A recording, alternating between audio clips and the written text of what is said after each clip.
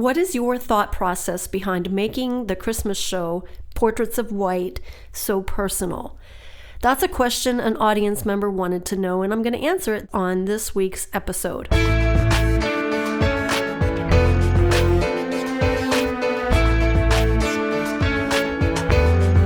Hi, this is Eric Copeland, president of Creative Soul Records in Nashville, Tennessee, and you're listening to the Brand New Me podcast. Welcome to episode number 119. I'm calling it Making It Personal because someone wanted to know, how do you make Portraits of White so personal, and what's your thought process behind that? Before I answer that question, I just want to give you a disclaimer. If my voice sounds different to you nasally, it's because it is. I went to Orlando, Florida over the weekend, did music at a conference, and I came home and thought everything was great. Ended up with a sore throat and a terrible cold, and I went and got tested for COVID. I do not have COVID, so I'm thankful for that. And I have been vaccinated, so anyway, I have been down for 4 days, just completely wiped out, trying to get back and do everything that I need to get done and catch up on stuff. So sorry for the voice, but hopefully next week I'll be back to normal. All right, so how do you make a show personal? What's my thought process? This one audience member of Portraits of White wanted to know. Well, I know that when I go see a concert and I walk away feeling like I've gotten to know the artist, not just their music, but heard their heart and their quirkiness, their characteristics, then I feel like I have experienced a personal show. And so I try to think about what are the things about shows that make me feel that way, and I realize that it's not just music, it's moments in the show, it's creating different moments. And I've learned from my live music producer Tom Jackson how to create moments on stage. I mean, songs themselves create moments. If you think about songs that make you feel like exercising, songs that make you feel calm or peaceful, they're creating a moment, and different kinds of moments. There's funny moments and there's serious moments. And then there's just plain great music moments. So I try to make sure that in my show, I'm including all those different moments and making space for that to happen. So I do plan. I definitely have a structure. I start with a blank canvas and I choose songs that move me and that I love and that I think people will relate to. I make sure we have different variety of styles in the concert within who I am, of course. And so then those songs often create their own moments. So as I'm practicing, I'm thinking about, what does this song create and how can I build on that? And then I just insert my own personality into it, as if, like if you're building a house, everybody has a basement, a foundation, and walls and floor and ceiling and doors. But what you choose to create in those, like what kind of doors you put in, what kind of pictures you hang, what are your colors, what's the layout, that reflects your own personality. So that's what I do with my show. I hope that answers your question. It's a short answer, but it's what it is. I try to allow room for spontaneity in the show because things usually happen that are silly and funny, and I want to have time to go with those and experience them in the moment and just play off things that might be happening in real time in the show. And I think all of that combined together is what makes Portraits of White feel so unique. I definitely plan it out and think it out, but I also allow room for spontaneity. And I've found that the more planned it is, the more I can actually feel spontaneous in the moment. I know it probably seems like an oxymoron, but it's not. So the more I feel like everything is planned and in place, the more I then feel free to, let's veer off here a little bit and visit the zoo, whatever. Speaking of zoo, make sure you watch this week's YouTube video. Go to my YouTube channel, Frances Drost, on YouTube, and make sure you subscribe and be watching those videos every week because it's a lot of fun to create them and I keep coming up with more ideas. So please follow those on YouTube and my blog, francesdrost.com. You can find my blog there. Okay, let's get into this week's actual episode. I'm sharing some more from my journal. Talk about making it personal, sharing with you excerpts from my journal from the few years before I was doing Portraits of White and what I was going through in my heart and soul before I put it all together.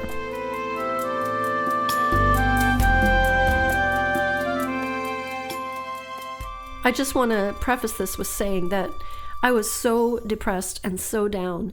I decided to go on a 21-day fast, what they call a Daniel fast, where you just eat vegetables and fruit juice, and that's what I did.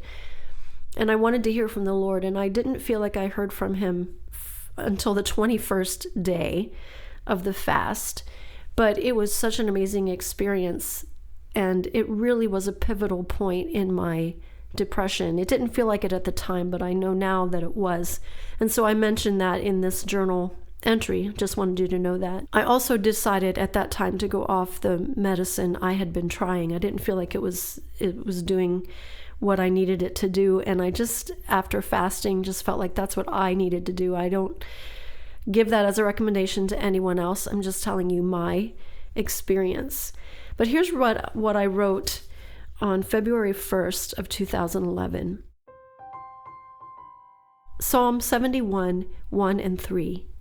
In you, O Lord, I have taken refuge. Let me never be put to shame. Be my rock of refuge to which I can always go. Give the command to save me, for you are my rock and my fortress. I am learning to run to you these days, Father. Feels like more than I ever have before. I have never experienced such anxiety, fear, worry, etc. But it has driven me to seeking you more desperately, and it has forced me to examine my thought patterns, which I discovered to be quite negative and worrisome. As I have begun to monitor my thoughts and replace them with thoughts about my Father and His Word and His love for me, it has really been making a difference. I actually find it hard to believe how much our thoughts affect our bodies, and therefore I know they affect my soul. It feels like I'm jumping off a cliff when I ignore the worry and anxious thoughts because it's such foreign territory to me. But when I see and feel the new results, I can't argue. After reading the book on depression, Happiness is a Choice, I see pretty clearly that what I was sensing was very true. What started as panic over royalties and licensing turned into anxiety, which must have been decreasing the serotonin levels, and from that, depression like I've never known set in. Thank you, Father, for letting me see my bad habits and helping me overcome them with your truth and your love. The 21-day fast was certainly helpful too. I think I'll never be the same again. May I truly come to grasp, together with my sweetheart Tom, how much you truly do love me. As Psalm 71:6 says, from birth I have relied on you. You brought me forth from my mother's womb. I will ever praise you. For you have been my hope, O sovereign Lord, my confidence since my youth.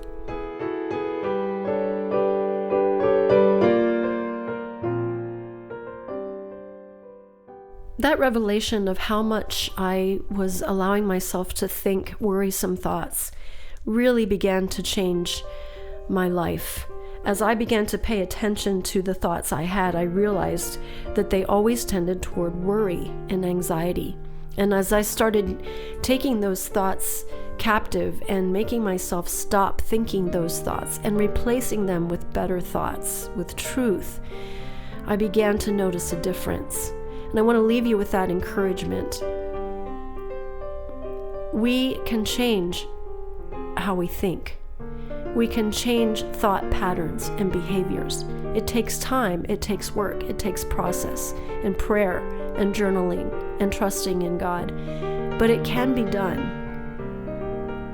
I want to leave you with this song from Psalm 139. I know if you know my music, you know the song, but it seems like a great way to close out this show, to remember that you have been wonderfully created. And as we talk about thoughts, I want you to know that God has thoughts toward you. He has many loving thoughts toward you. I'm fearfully and wonderfully created, Every part of me was carefully designed with love.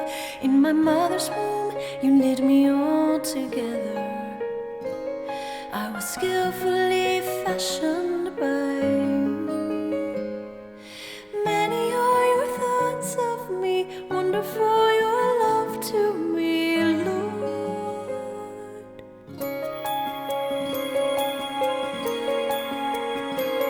I am fearfully and wonderfully created.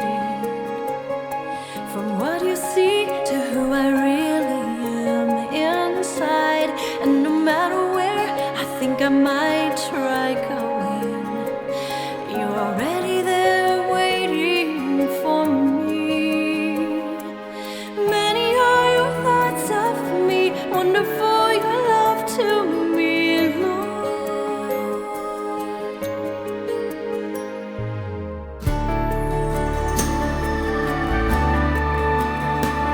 I am fearfully and wonderfully created, and you love me, Lord, as if I were your only child.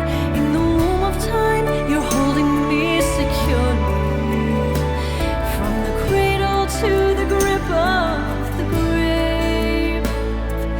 Many are your thoughts of me, wonderful your love to me, Lord.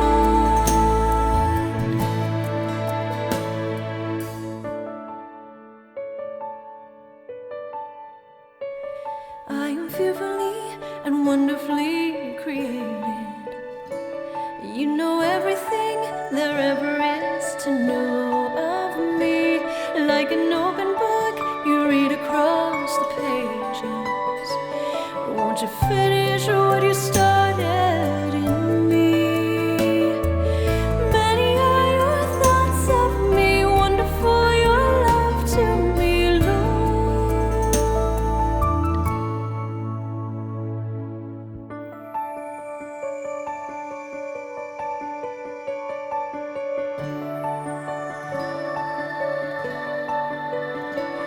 I am fearfully and wonderfully created. I was skillfully fashioned by you. If this podcast is helpful to you, did you know there are 2 main ways you can support it? 1, share it with a friend. And 2, give it a 5-star rating in Apple Podcasts. A comment on how much you love it would be extra sweet. Thanks for listening to the Brand New Me podcast.